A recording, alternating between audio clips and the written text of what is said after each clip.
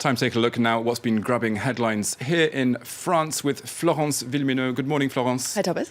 You're starting with the Catholic paper La Croix, which has an exclusive interview with Pope Francis. That's right. His first in-depth interview with a French paper since he was elected Pope in 2013. It's a wide-ranging interview that touches on a whole bunch of topics like Europe's Christian roots, etc. And this one message that he really wants to be heard. You can see it here. We are all equal, like children of God, with our personal dignity. A message that seems to be aimed at European leaders, given the continent's current migrant crisis. That's right. If we take a look inside, there's another quote from the Pope. From that 1 hour interview, you can see it's the duty for Christians in Europe. The duty for Christians in Europe is essentially service. So it's a clear message that Europe and France have a duty to welcome and integrate refugees. You can also see that little quote within that article there. He also brushed on, he talked about something that's been quite controversial here in France, and those are allegations of pedophilia, of course, within the Catholic Church. The Cardinal of Lyon, Philippe Barbarin, has been accused of essentially covering up instances of pedophilia within his diocese. Now, the Pope actually kind of lends him support in this interview. Essentially, he says that Philippe Barbarin should not resign. This is something that he's been called to do. The Pope says he should not resign. Let's wait and see the verdict of the trial. But resigning now would essentially be an admission of guilt.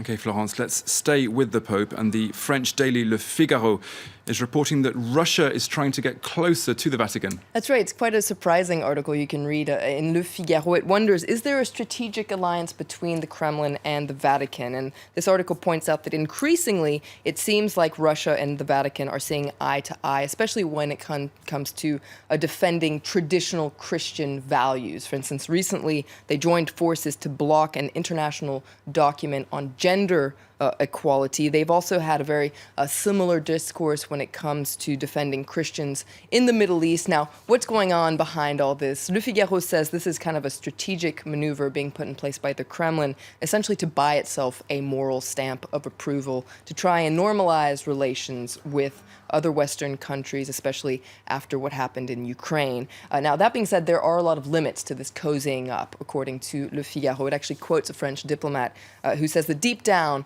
Pope Francis, the humanist, and Vladimir Putin, the cynic, are polar opposites. Okay, let's stay obviously with France and a country that loves to protest. There's more social unrest planned this week. That's right. Several trade unions have called for more demonstrations and strikes this week, so you might expect some disruption. There's going to be travel strikes, etc. You can see the front page of Le Figaro here saying that protests and strikes, Hollande, the president, is being attacked from all sides, including from within his own party, from within the Socialist Party. And the man you can see on the front page there is former economy minister Arnaud Montebourg. He's really come out swinging this week. Yesterday, he gave a speech saying that it's time for French people to build a new alternative system. He called for a major spring cleaning within the French political system.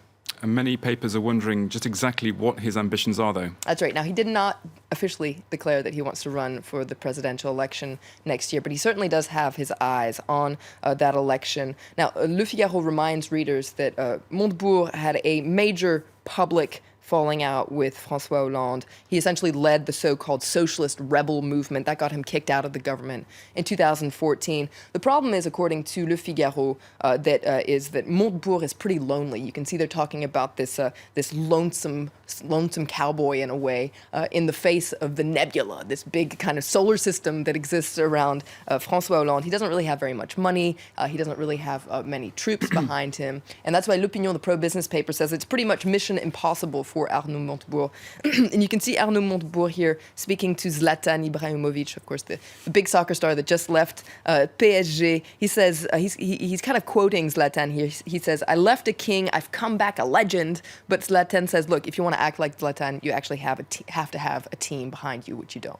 And he's also called for an overhaul of French politics, and most young people here agree. That's right. This is very interesting. If we take a look at the front page of 20 Minutes today, you can see they're saying that young people want more turnover. According to this poll in 20 Minutes, 65% of 18 to 30-year-olds feel like the main problem with France is essentially French politicians, because they never change. They just stick around for a really long time. So that's why Vamnit is saying that the majority of French people, French young people, want more new people, essentially, to be on the political stage, because there are some people who hang around and just never seem to leave. Let's take a look at an article about one politician who's come back onto the forefront. This is Christine Boutin.